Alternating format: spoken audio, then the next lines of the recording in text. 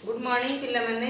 आज मु तुमको सप्तम श्रेणी भूगोल बहिर प्रथम अध्याय प्रथम पाठ आम परिवेश विषय पढ़ा जाऊँगी। तुम्हें मैंने बही खोली एवं देख परिवेश कौन तुम चारि पाखे जहाँ सब रही तुम परिवेश। ताहले परिवेश परिवेश प्रकृति एवं मनुष्य द्वारा सृष्टि होती। आम परिवेश आम चारि पाखे कौन कौन सब रही टेबुल चेयर खोला पड़िया रास्ता अलिया आवर्जना इत्यादि। परिवेश प्रकृति और मनुष्य द्वारा सृष्टि। प्रकृति द्वारा सृष्टि परिवेश कौन? प्रकृति द्वारा सृष्टि परिवेश है पर्वत झरणा वृक्षलता जीवजंतु इत्यादि। मनुष्य द्वारा सृष्टि परिवेश कौन? मनुष्य द्वारा सृष्टि परिवेश है टेबुल चेयर रास्ता अलिया आवर्जना कल कारखाना आवर्जना पार्क इत्यादि। ताहले जीवन धारण निमंते केउ मौलिक आधार परिवेश जोगाई थाए? श्वासक्रिया आमको कौन जोगाई थाए? परिवेश पवन। हेते पीवा आमको पानी, खाइबा कौन दे थाए? खाद्य। रहिबा जो घर आम करुचे सेथिपाई भूमि इत्यादि दे थाए। पिला माने यदि बुझी न पारिबो नेक्स्ट पीरियड रे पचारि। मनुष्य परिवेश रे किपरि परिवर्तन आनी थाए? मनुष्य केते गुड़िए जिनिस सृष्टि करिछि। से गाड़ी इत्यादि केते गुड़िए जिनिस मोटर गाड़ी निर्गत धुआं को वायु दूषित करे। यह द्वारा परिवेश परिवर्तन आसी थाए। एगुड़िक मनुष्य सृष्टि करिछि किंतु एथुरु बाहरुथिबा धुआं द्वारा परिवेश दूषित हेउछि। परिवेशर विभिन्न उपादान गुड़िक परिवेशर विभिन्न उपादान है प्राकृतिक उपादान गोटे आ गोटे होछि मनुष्यकृति उपादान। प्राकृतिक उपादान कौन? अश्ममंडल वायुमंडल बारीमंडल और जैवमंडल। ताहले मनुष्यकृति उपादान कौन? शिल्प पार्क अट्टालिका रास्ता इत्यादि। ताहले मनुष्य कौन कौन सृष्टि करुच्ची? परिवार पिला माने 2 पृष्ठ बही देख। परिवार तापरे संघ सृष्टि करुच्ची धर्म सृष्टि करुच्ची शिक्षा सृष्टि करुच्ची अर्थनीति राजनैतिक परिस्थिति इत्यादि। अश्ममंडल विषय मु कहूची मन दे शुण लेख। पिला माने मु अश्ममंडल विषय कहूची देख। पृथ्वीर कठिन भूत्वक बा सप्त उपरिभाग को अश्ममंडल कहुए। यह विभिन्न खनिज द्रव्य और शिलार गठित।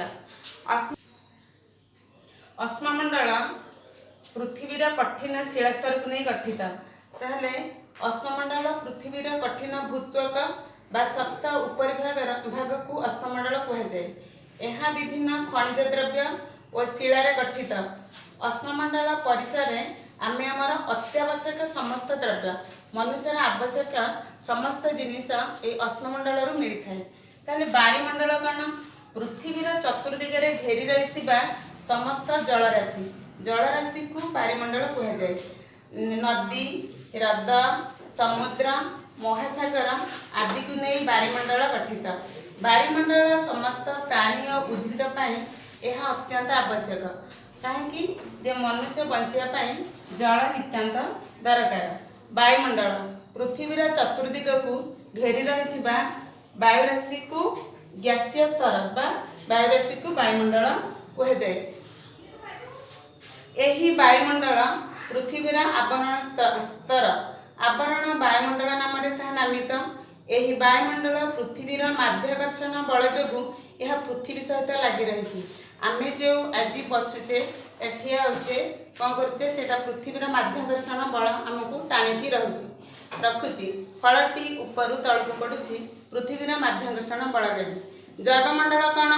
वायुमंडल परिवर्तन। जैवमंडल अश्ममंडल वायुमंडल एवं वायुमंडल को नहीं गठित। यह उभय प्राणी और उद्भिद जगत को नहीं गठित। ताहले जैवमंडल अश्ममंडल वायुमंडल बारीमंडल अंतर्गत परस्पर संपर्कित एक पतला स्तर ଯେଉଁଠାରେ କି ଜୀବନ ଧାରଣର ସମସ୍ତ ଉପାଦାନ ଥାଏ। ଜୈବମଣ୍ଡଳ ହେଉଛି ଅଶ୍ମମଣ୍ଡଳ ବାୟୁମଣ୍ଡଳ ବାରିମଣ୍ଡଳକୁ ନେଇ ଗଠିତ। एठारे आम कौन जीवन धारण समस्त जिनिस आम पाई। प्रकृतिर एक सीमित बासस्थली ଯେଉଁଠାରେ जीव उपयुक्त खाद्य पानीय अनुकूल जलवायु पाई बढ़े और वंश विस्तार करे ताहाकु परिसंस्था कहुए। कौन से एक निर्दिष्ट अंचल जीव और सेमानकर परिवेश को नहीं यही परिसंस्था गठित होता है।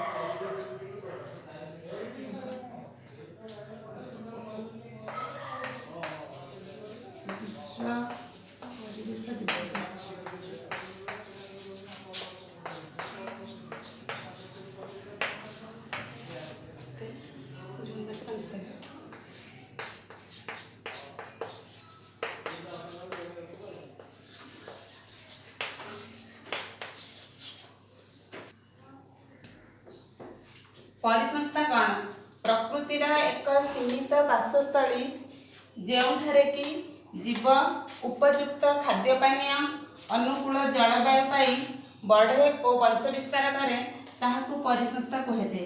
यथा ओट मरुभूमि रही थाए एवं बाघ जंगल रे रही थाए, मनीष घरे बास करे।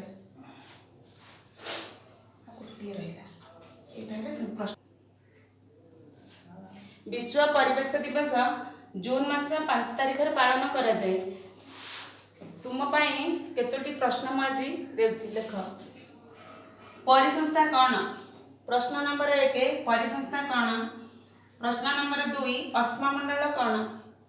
प्रश्न नंबर 3 जैवमंडल काहाकु कहा जाए। प्रश्न नंबर 4 प्राकृतिक परिवेश कहले कौन बुझ। सबु प्रश्नर उत्तर खातार लिखिब, विद्यालय खोलिले मु ताहाकु देखिबी।